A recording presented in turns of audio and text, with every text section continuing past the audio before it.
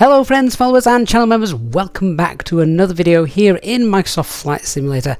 Now, one of the best things about Microsoft Flight Simulator, I'm sure many of you will agree, is the graphics that we've got in the simulator. No other simulator, I think personally, comes close to looking as good as Microsoft Flight Simulator does. And one of the things that really clinches it and makes it look very realistic is, of course, an airport scene with loads of traffic, complete with real-world liveries, lots of different aircraft types as well, and that is exactly what we get from the freeware FSLTL, a live traffic AI mod for Microsoft Flight Simulator for PC users. Now, I'm sure most of you will already be aware about this add-on for Flight Simulator, and as I said earlier, it is freeware, which is even more amazing when you consider what you get for it. But basically, if you've never heard of it before, it injects live traffic into your simulator, and it's all based upon Flight Radar 24 data, so it is very realistic. You can set it to inject live flights, that's live traffic based on Flight Radar 24 live traffic, or you can just set it to have static aircraft parked at the gates, or a mixture of both. The static aircraft that you see then parked at the gate though is still all based on Flight Radar 24 traffic, so an aircraft that is registered in Flight Radar 24's database as being on the ground will show in the simulator, and it uses historical data for accuracy. There are nearly 2,000 different liveries included with this program, which is just insane. It means it doesn't matter where you are in the virtual world flying, you're sure to see liveries that you not only recognize but will be realistically placed around the globe. There are also, of course, dozens and dozens of different aircraft types, so they're matched up, of course, with their real-world counterparts in terms of liveries, making this the best AI traffic add-on for Microsoft Flight Simulator, in my opinion. And bear in mind, there are also commercial alternates available. If that wasn't amazing enough, the FSLTL team have just released a major update to their base models. Now, the base models is essentially the aircraft and their liveries, and this has brought in quite a few new features. The FSLTL model and subsequent updates are downloaded through the fly-by-wire installer, link in the video description if you need to find that.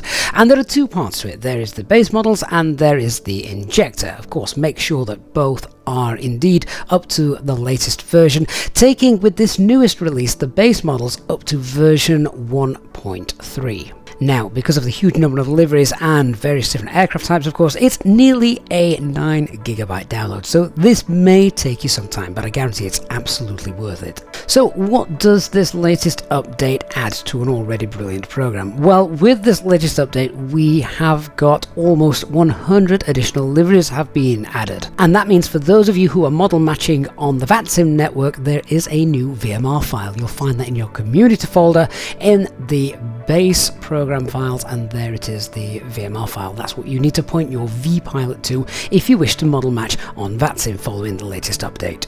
There's also been some fixes to the various models. They've now fixed multiple broken animations on flaps and the reversers, and they've also added a drooping elevator animation to aircraft when they're parked up, and there's no hydraulic pressure, which obviously makes the ground look much more realistic. This update is also huge in terms of the soundscapes that all of the models use. Yes, all of the models have been improved with brand new sounds, and they have revamped completely all of the startup and shutdown sounds, so if you are taking a walk out on the apron, things are going to sound much better. There's also been improvements for those of you who use VR and headphones, so things will sound even better if you're one of those users. The team have also fixed various effects on aircraft so that they now look and work better across all models, with various different levels of details being set in the sim's graphics settings. They've also optimized the various heat blur effects, which means that they don't impact your FPS quite as much. This new update also really adds life to the different lighting effects of aircraft. So, for instance, they've tweaked the flash rate between the nav lights and the beacon lights so they now much closer match their real-life counterparts. Taxi lights and landing lights have also been added to the front of the gears for the aircraft, which means that as the gear is retracted, because of course that animation is there, when the gear is retracted, the lights will disappear. Some models also will have their logo lights on while being parked up at night to add a little bit of variety around your airports, which I think is nice to see.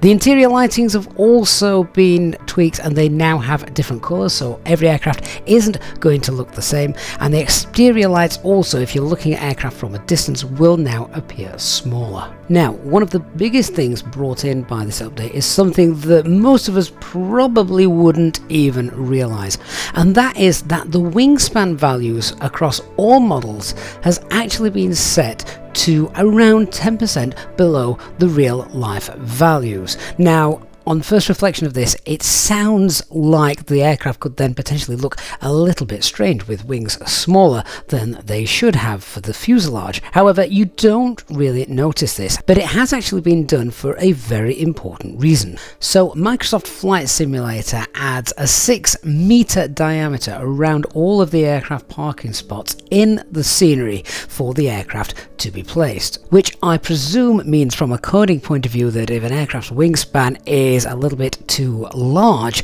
then it won't fall in to the parking spot space that is available if you include this 6-meter diameter that is required. If the aircraft model doesn't fit, then we get a computer says no scenario and leave the gate empty. So obviously, with all these gorgeous models and liveries at our disposal, we don't want the simulator having trouble finding places to put these aircraft, so the team have reduced the size of the wings ever so slightly so that they now do fall within the size allotted by the simulator, meaning they can spawn in normally. Now, the FSLTL team have also warned that you may now notice aircraft parking in spots where they didn't park before, depending on how the scenery has been designed. And so to take full advantage of this new wingspan reduction, changes may need to be made to the scenery and the parking spots, etc. And FSLTL team do ask that any scenery developers who wish, please contact them and they will provide further details if required. Nevertheless, I think this new update is a brilliant improvement on, as I say, an already great piece of software. Remembering, of course, that it is free. You can pretty much go to any airport in the world, and if, like here at JFK, there's a detailed interior, well, you could just go plane spotting wherever you want, all based, of course, on live traffic. It's like having an airliner's live stream at any airport in the world. As always, I would love to hear what you guys think of this latest update. If you use FSLTL traffic, or if you use commercialware alternates, I'd love to hear what you guys think are the best and perhaps things that could be improved upon with regards to AR traffic in Microsoft Flight Simulator, bearing in mind, of course, that it is still limited by Azobo coding, meaning no, they can't change which runways aircraft land and depart on. Thank you so much for watching. I hope you've enjoyed this video. If you have, please don't forget to leave a like. And of course, if you are new to the channel, please don't forget to hit that subscribe button and turn on that notifications bell so you don't miss any future videos and of course our live streamed flights. Thanks for watching. I'll see you all again in the next one. Bye bye for now.